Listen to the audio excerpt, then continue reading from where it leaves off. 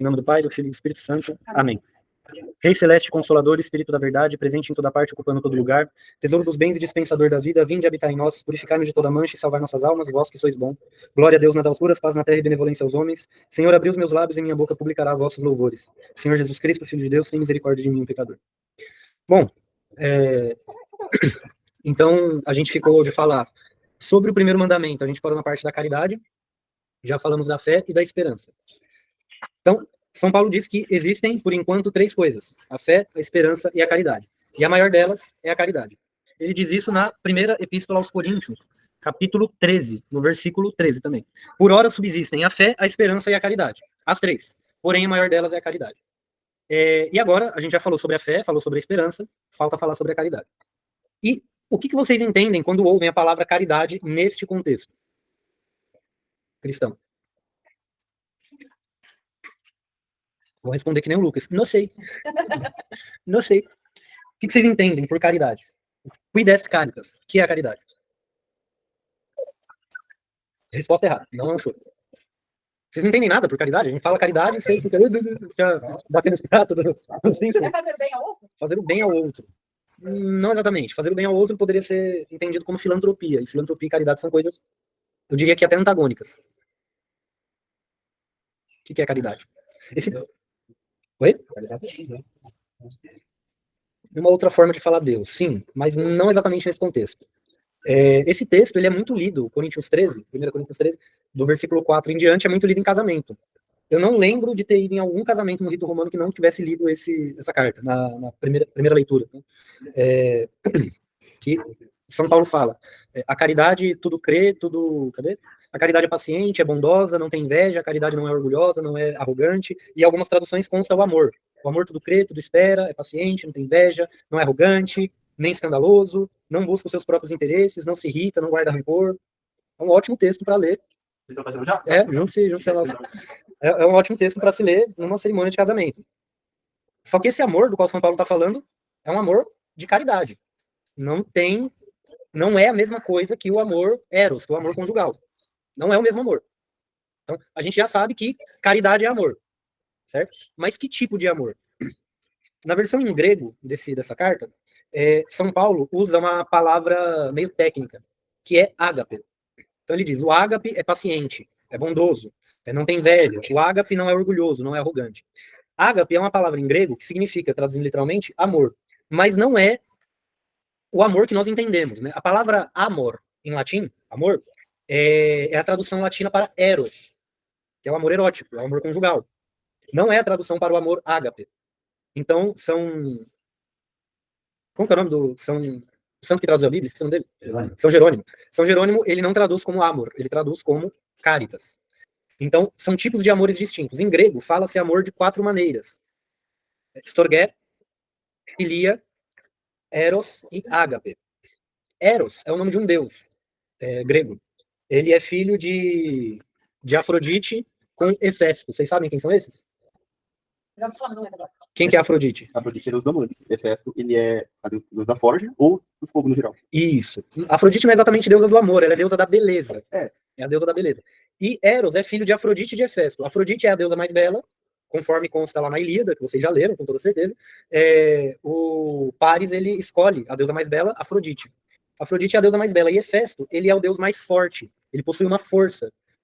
E Eros, que é fruto dessa relação entre Afrodite e Hefesto, ele é forte como seu pai e belo como a sua mãe. Então, o amor erótico, ele é um amor, por um lado, forte, sobre o qual nós não temos controle, e belo, ao mesmo tempo.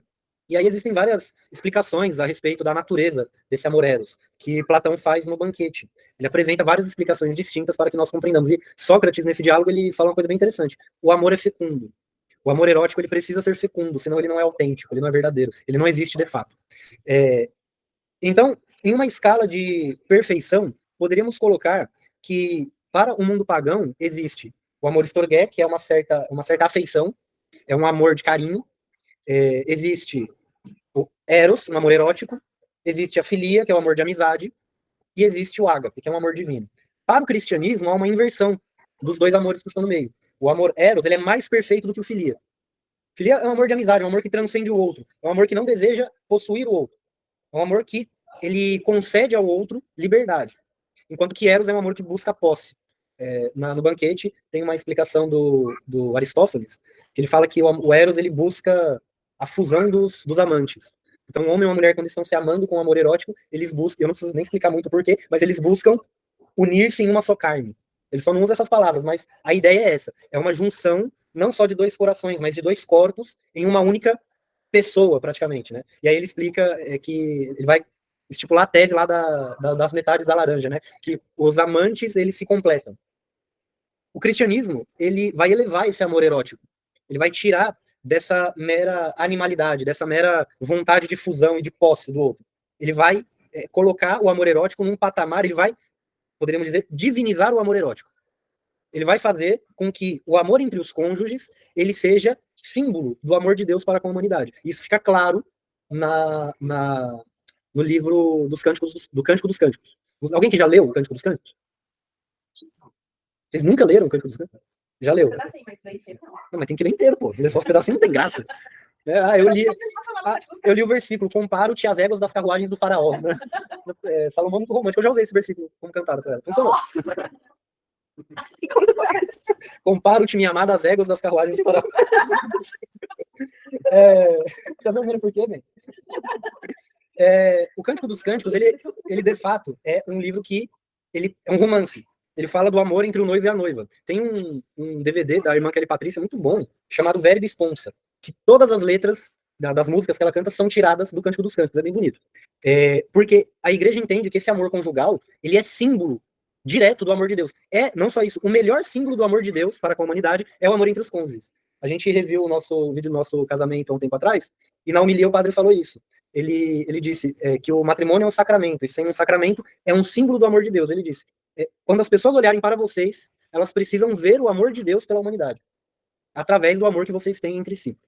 E o Cântico dos Cânticos, ele narra isso de maneira muito boa, e há outros trechos da Sagrada Escritura que também narram isso. Mas por que eu estou explicando que esse amor eros? Porque o amor ágape, ele não é o amor eros, ele é mais perfeito ainda.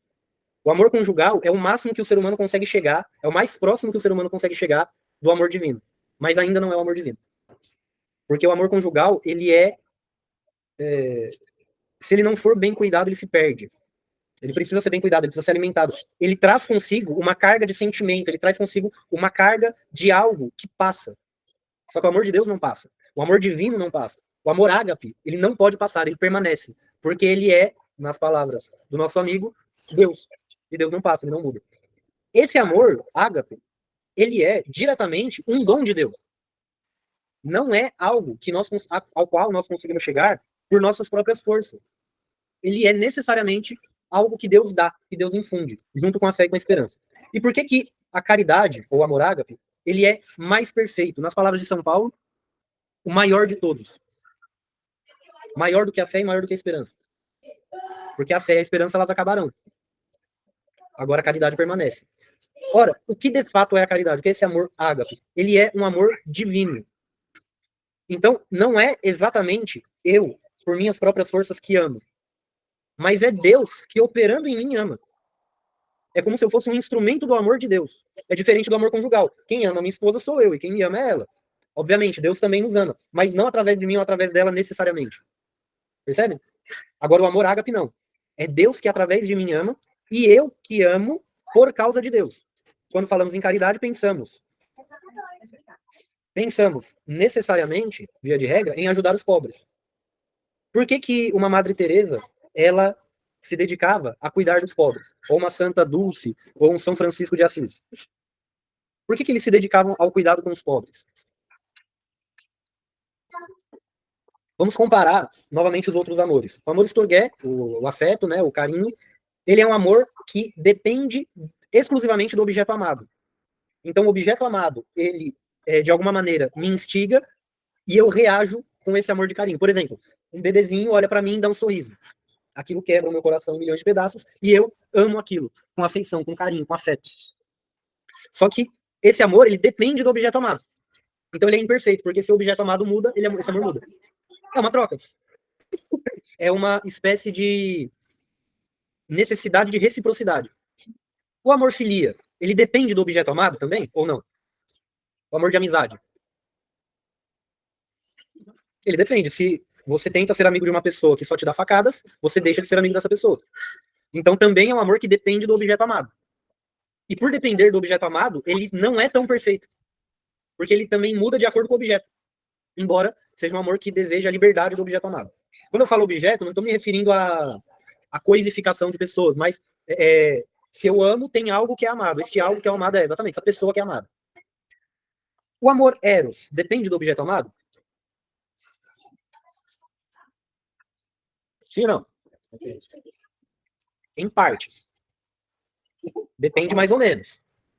Depende até a página 2. Ou até os 60 anos. O amor conjugal depende do objeto amado até uma certa idade. Porque as paixões, como diz Céfalo na República, Céfalo ele é um personagem que representa a sabedoria na República. Aí os jovens vão conversar com ele, e ele fala: agradeço aos deuses por agora ser velho e não ser afetado pelos instintos, como os jovens e os animais. Ou seja, chega uma certa idade, né, que nem aquela moda de viola, o homem é espingarda, não sei se vocês já ouviram, dos 60 em diante, né, a espingarda não atira mais. Então o que sobra? O que sobra? Sobra um amor conjugal autêntico. Por isso que São José não pode ser velho, tem que ser novo. Exatamente. Mas percebem que o amor não acaba ali com a idade. O amor não acaba com os sentidos. Ele permanece. Né? Como é bonito ver um casal de velhos que, ao invés de ficarem brigando, se amam autenticamente. Quando eu era moleque, eu ouvi uma pregação de um cara chamado Jason Everett, na Canção Nova, sobre teologia do corpo. E aí ele explicou, isso foi em 2012, 2013, ele explicou que ele aprendeu o que era amor com os avós dele, que eram velhos, e ele sempre via a mesma cena, a avó dele lavando louça, e o vô chegava por trás, dava um tapa na bunda da avó, e falava: o papai chegou. Então, percebam, isso não é um amor sentimental, é um amor autêntico, e que não depende da beleza do objeto amado. Ao contrário, ele percebe no objeto amado uma beleza que não é aparente, uma beleza que é mais perfeita do que o próprio objeto amado. Algo que transcende. Percebem? Então, o amor eros, por que ele pode ser símbolo do amor divino? Justamente por isso. Porque ele vai além da mera aparência, ele transcende os sentidos. Ele tem alguma ligação no início com o objeto amado, mas ele não para aí. Ele vai além, ele transcende. Agora, o amor ágape, não.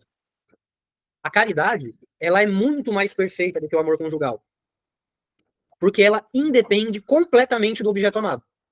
Então, um casal de velhos, eles se amam e ainda há a possibilidade de uma reciprocidade.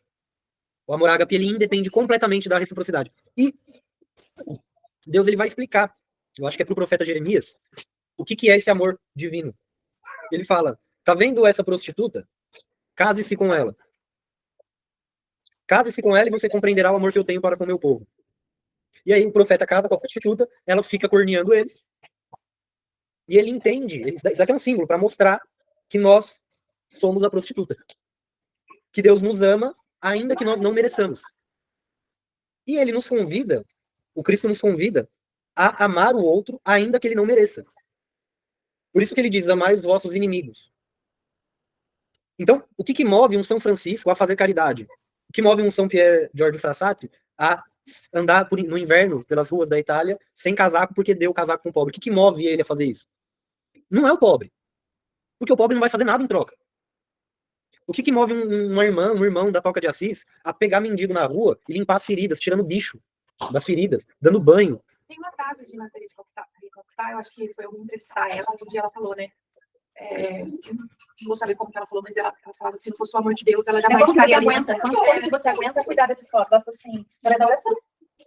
Oração, né? Eu vou dar intimidade com Deus. Não, nem por não sei quantos milhões eu faria isso. Ela falou assim: eu também não. Eu só faço isso por amor a Deus. Que é muito maior do que o dinheiro. Eu recomendei esse anime várias vezes. Coloquem seus filhos, assista o anime. Chama Vinland Saga. Muito bom. Nesse anime tem uma cena que aparece um padre bêbado. E os soldados vikings, eles perguntam: padre, o que o senhor quer? Você quer ouro, quer prata, quer mulheres? Ele: não quero nada disso, não. Ah, mas o senhor já esteve lá no Palácio do Rei, né? Tem muita mulher lá, não tem? Aí ele: tem bastante mulher. Mas você não quer as mulheres? Aí ele: não. Aí os caras: você não gosta de mulher, padre? Ele: não é que eu não gosto.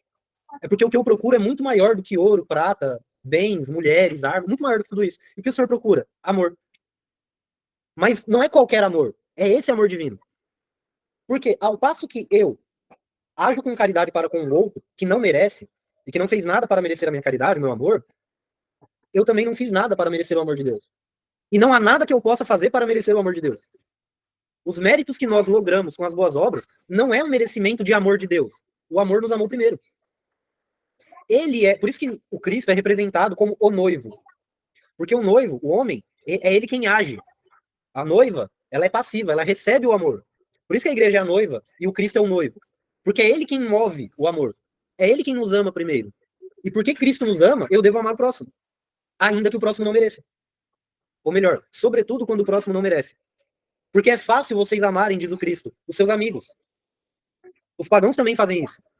Ouvistes o que foi dito. Ama o teu próximo e odeia o teu inimigo. Eu, porém, vos digo, amai os vossos inimigos, orai por aqueles que te perseguem.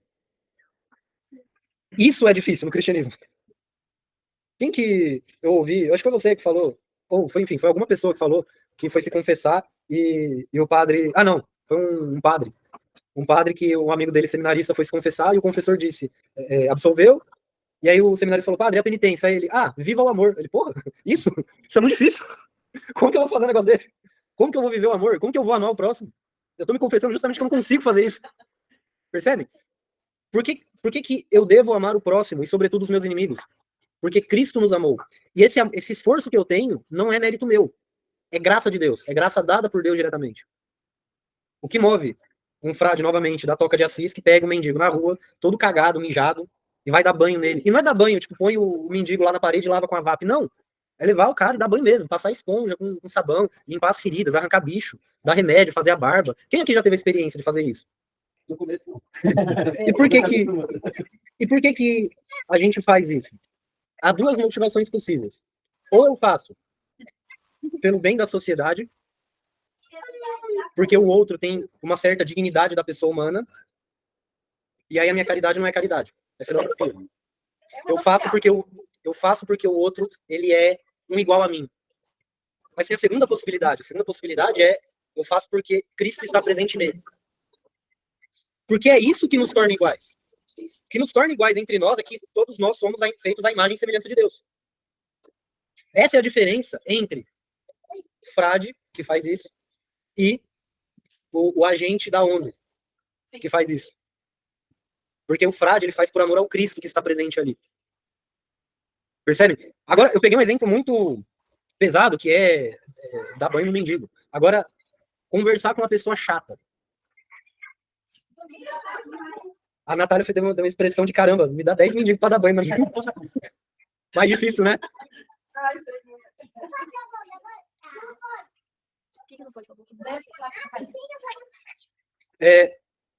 Por que eu faço caridade? Por que eu devo fazer a caridade?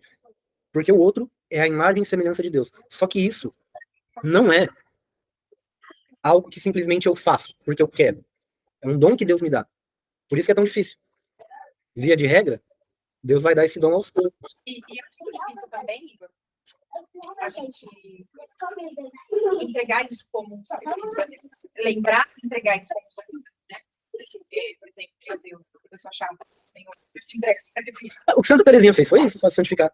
Conversava com a freira que ela detestava. Aquela irmã, ela tem a habilidade de me irritar em tudo. A presença dela me irrita. Então, para ela, eu dou o meu melhor sorriso, porque não é para ela, é para Deus. O que Santo Afonso fala aqui sobre a caridade? A caridade é uma virtude que Deus nos infunde e pela qual amamos a Deus acima de todas as coisas. A caridade não é feita pelo outro, é feita por Deus. Então eu faço a Deus e não ao outro.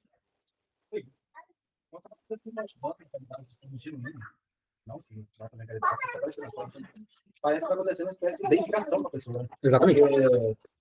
Materialista não começou do jeito que a gente vê. Exatamente. Isso que ele chamou de deificação é a forma oriental de se referir à santificação. Então, aqueles grandes santos que vivem a caridade de fato, aos poucos eles vão se tornando o outro Cristo. O santo de hoje. Só que, percebam, é diferente da filantropia feita pela teologia da libertação. Porque o que o padre Júlio Lancelotti, o que ele faz? Ele cuida dos pobres, certo? Só que ele não faz por Cristo. Ele deixa claro, ele faz pelo bem da sociedade. Isso não é caridade, isso é filantropia. A teologia da libertação, ela não faz caridade, de fato. Ela faz filantropia. E por isso que nós olhamos para eles, para esses teólogos da libertação, e não enxergamos outros cristos. Agora, aquele que vive a caridade de fato, as pessoas olham e enxergam de fato um outro Cristo. Por quê? Porque eles amam não simplesmente o próximo, eles amam a Deus acima de tudo. E as pessoas padecem de conhecimento mesmo, porque ninguém sabe a diferença de caridade. É uma diferença, eu diria que teológica, só que hoje em dia é bem importante das pessoas terem essa noção. Porque tá mais no interior do que realmente no exterior. Né? É mais do que a mera ação. Porque quantas são as obras de caridade? Vocês sabem? São 7 obras de caridade corporais e 7 obras de caridade espirituais. Puxa aí, Natália, pra nós. Ou quem tem celular perto aí, ali, ó. Ele puxa ali. As 7 obras de caridade corporais: dar de comer a quem tem fome, dar de beber a quem tem sede, vestir os nus, visitar os presos, visitar os doentes, enterrar os mortos e... Isso é outro. Dar pousada aos peregrinos. É aquilo que Jesus diz no Sermão da Montanha, né, na parábola. É o que o Cristo diz na parábola. Tive fome, me deste de comer, tive sede, me deste de beber, eu era peregrino e me recebeste. É a caridade que vai pagar uma multa do pecado. E o que o Cristo diz? O que o Filho do Homem diz para os eleitos? Vinde benditos de meu Pai, porque eu tive fome, etc, etc, etc. E eles dizem, mas Senhor, quando que te vimos nessas condições? Todas as vezes que fizestes isso a um destes meus pequeninos, foi a mim que o fizeste. Eu vi uma história de um bispo. Então, eu ouvi uma história de um bispo que ele é sírio, e lá, na época, eles já viviam em guerra com os muçulmanos, e o muçulmano parou na casa desse bispo, que na época era padre, passou na casa dele, era um muçulmano, inimigo, e pediu água. E aí, então o padre falou que não tinha, e mandou ele embora. E na hora que ele foi sair, ele falou, salam aleikum, Allah esteja contigo, Deus esteja contigo. E aí, na hora, ele lembrou desse trecho do Evangelho, dessa parábola, e disse, eu neguei um copo de água a Jesus. Uma vez eu pensei algo muito parecido, quando um sujeito veio me pedir um cigarro, eu tava no trânsito, parado no farol, o cara me pediu um cigarro, tava com raiva, não deu cigarro, o cara, beleza, Deus abençoe. Saiu, eu, caramba, neguei um cigarro a Jesus. Aquilo me deixou muito incomodado. Porque, não, mas é um cigarro, isso daí. Tá, mas é um refrigério para a alma daquela pessoa. Próxima vez que um chato vier conversar com você e você não quiser dar atenção, lembre-se. Você negou uma palavra a Jesus. Um ouvido, né? Um ouvido. Cada vez que fazemos isso a um destes pequeninos, é a Cristo que o fazemos. E existem 7 obras de caridade espirituais. Quais são? Ensinar os ignorantes, dar bom conselho. Qual outra? Corrigir os que erram, consolar os tristes, perdoar as injúrias, sofrer com paciência as fraquezas do próximo. Essa daí é difícil. E rezar a Deus pelos vivos e pelos defuntos. Como é que faz? Tem para quem não ouviu, elas disseram, eu não tenho paciência com a minha fraqueza, quem dirá com a do próximo, né? Tem um trecho no livro dos Provérbios que Salomão diz o seguinte: filho meu, afasta-te do homem violento, do invejoso, porque tudo que ele pensa é para a queda do outro. É isso mesmo, filho, é isso que Salomão fala. Ele só planeja a queda do outro, ele só quer a desgraça do outro. Tudo que ele pensa é maldade. Quando eu li esse trecho, eu falei, nossa, mas que homenzinho, fica uma égua isso daí. Alguns versículos para frente, eu falei, caramba, sou eu. Então os defeitos do próximo que eu tenho que suportar geralmente são os meus. Então, o que nos permite fazer essas obras de caridade, se não um dom extraordinário de Deus? Só que não é um dom extraordinário que ele vai dar a poucos. É um dom extraordinário que ele dá a todos os batizados. A fé, a esperança e a caridade. E ao qual nós devemos valorizar mais é justamente a caridade. De modo que o motivo de amar a Deus é sua infinita bondade, pela qual merece ser amado por si mesmo. Ainda que não houvesse prêmio para o que não o ama. Estando em uma viagem, São Luís, rei da França, viu no caminho uma mulher que tinha em uma mão uma tocha acesa e na outra uma vasilha cheia de água. E tendo o rei perguntado o motivo daquilo, a mulher respondeu: queria com essa chama abrasar o paraíso e com esta água apagar o fogo do inferno, para que Deus fosse amado, não pela esperança do paraíso e por medo do inferno, mas só por ser tão digno quanto é de ser amado. Então, eu estou falando aqui de obras de caridade com o próximo, tal, e estou falando que esse amor é um amor divino. Então, primeiro, antes de amar o próximo, eu devo quebrar o meu frasco de perfume nos pés do Messias. Porque só é possível eu amar o próximo amando antes o Deus, que é a imagem. o melhor do qual o próximo é a imagem. Não é possível. O amor-caridade, a caridade cristã autêntica, é uma caridade, é um amor que transborda. Primeiro eu amo a Deus, e ele me amando de volta faz com que esse amor transborde e saia de mim e vá para o próximo. Por que que o amor conjugal é um símbolo excelente do amor divino? Porque os filhos, eles são justamente esse transbordamento do amor entre os cônjuges. Os cônjuges se amam de tal modo que a consequência necessária desse amor é a geração de vida. E nós, como somos cristãos, não é vida para essa vida, mas vida para a outra vida. Vejam, nós estamos ainda no primeiro mandamento, amar a Deus acima de todas as coisas. Como que eu amo a Deus? Tendo fé nele, como meu Criador e Salvador. Tendo esperança nele, na sua palavra divina, porque ele sim honra a sua palavra.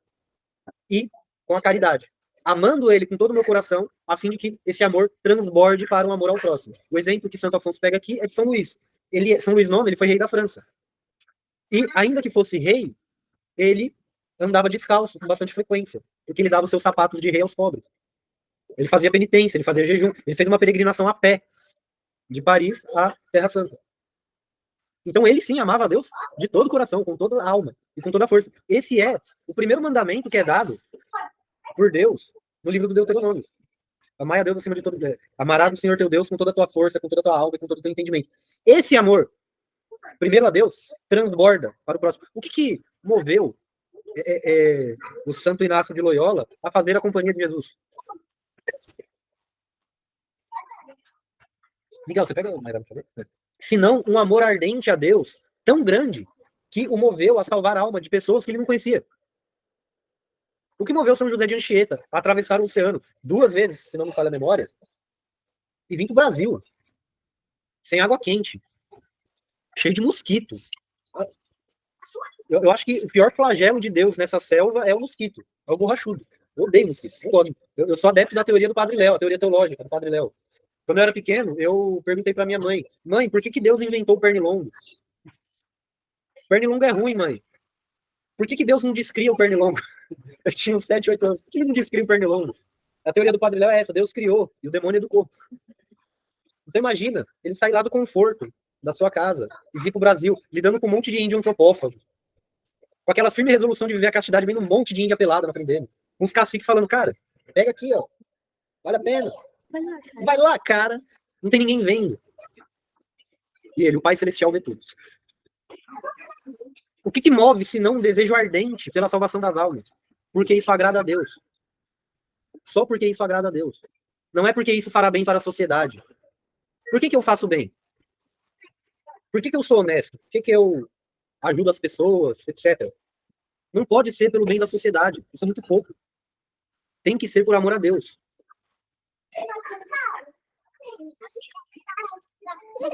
Oh, não, aqui não. Vai pra lá. Às vezes eu me questiono se de fato eu pouco bem isso que eu estou fazendo. Será que eu amo meu Deus acima de tudo? Porque muitas vezes eu acho que eu estou me amando porque eu amo Deus. Se a gente parar para reparar, existe uma instituição chamada Estado. E existe uma instituição pior ainda, que é o Estado Democrático de Direito, o Leviatã. E o que o Leviatã diz? Ele diz que haverá uma previdência social, que as pessoas têm direito a uma moradia, à educação, à saúde. Quando a igreja, quando Cristo imperava nos corações e a igreja era a instituição mais importante, não tinha escola pública, não tinha hospital público, não haviam nem exércitos, né, nacionais, não tinha previdência social. Como que as pessoas sobreviviam?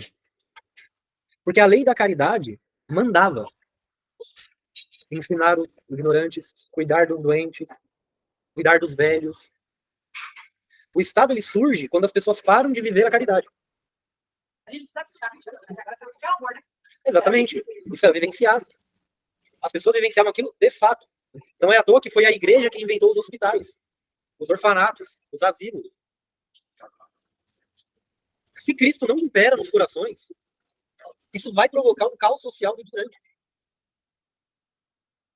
E se eu quero consertar a sociedade, como eu creio que nós queremos aqui, se não for através do amor a Deus acima de todas as coisas, em vão serão os nossos esforços. Se as nossas ações não forem pautadas exclusivamente no amor a Deus, que transborda no amor ao próximo, em vão serão os nossos esforços. É o que São Paulo diz. Ainda que eu falasse a língua dos homens e dos anjos, se eu não tivesse a caridade, de nada me valeria.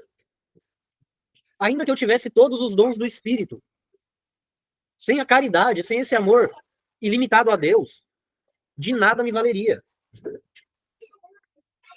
A gente consegue, creio eu, trazer à memória lembrança de pessoas que eram muito boas, que tinham muitos dons, que faziam e aconteciam, mas perderam o amor a Deus e se afundaram no poço. Foram como aquilo que diz São Pedro, como o cão que volta ao próprio vômito. Então, embora esse amor a Deus ele seja um dom dado por Deus, a gente sabe que esse dom é dado a todos. Todos somos capazes de amar a Deus. Ainda que não perfeitamente, de começo, ainda que nós precisemos trilhar um caminho para chegar a esse amor a Deus. Ele nos chama a amá-lo. E nos dá a graça de amá-lo de tal modo que esse amor nos transcenda. E como a gente está na vibe toda a aula de fazer um exame de consciência, quantas vezes nós já confessamos que nós não amamos a Deus? Não, mas...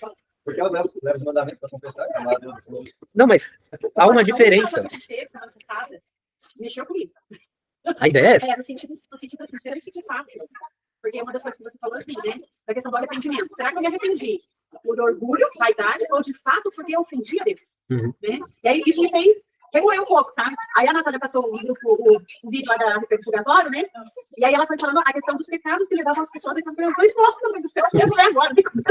Mas vejam, eu por muito tempo, eu tive a experiência de escrever o exame de consciência. Faz bastante tempo que eu não faço isso. Mas eu tive a experiência de escrever, fazer exame de consciência escrito, levar e tal. E quando você pega os 10 mandamentos, se você tá indo confessar, é óbvio que você não amou a Deus acima de todas as coisas. Porque senão você não teria pecado.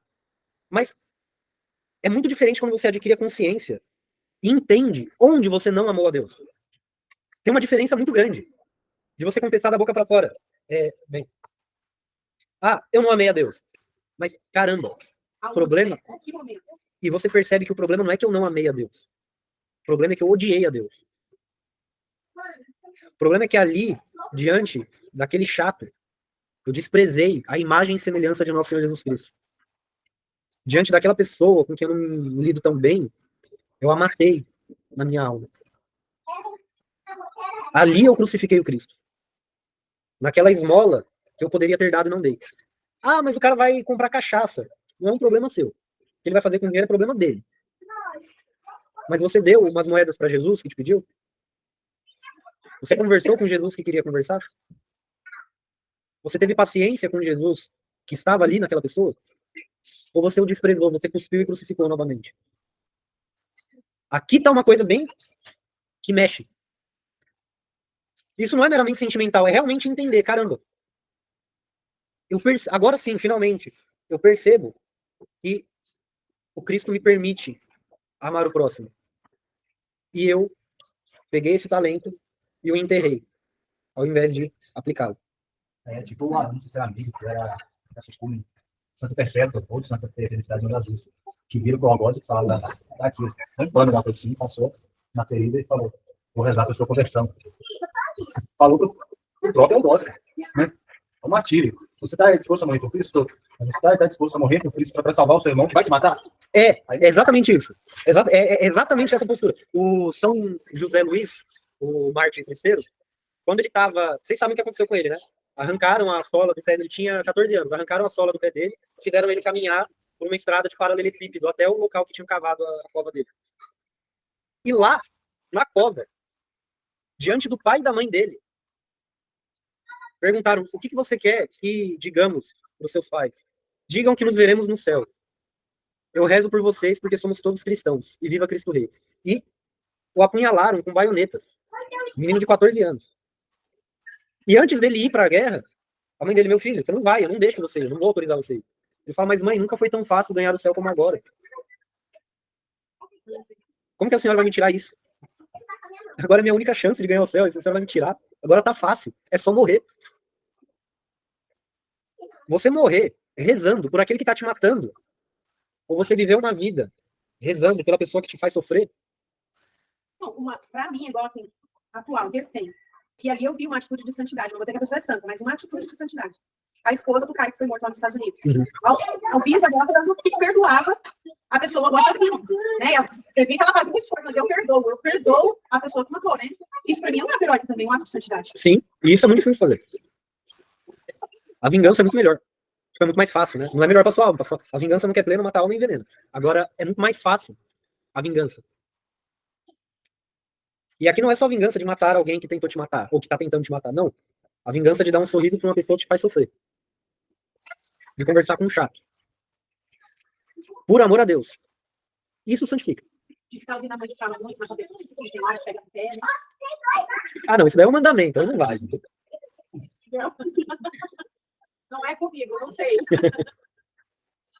Bom, Santo Afonso aqui, ele vai falar depois a respeito da oração, né? Porque o que é o mais importante? O amor a Deus, acima de tudo. E este amor transbordará para o amor ao próximo. Isso é o mais importante.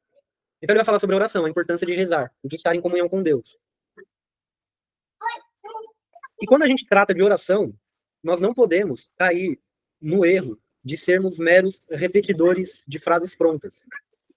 Embora a repetição das frases prontas, elas nos ajudam. Elas São José Maria Escrivá, ele fala: a monotonia das Ave-Marias apaga a monotonia dos teus pecados. Então, a repetição da oração verbal, ela nos ajuda.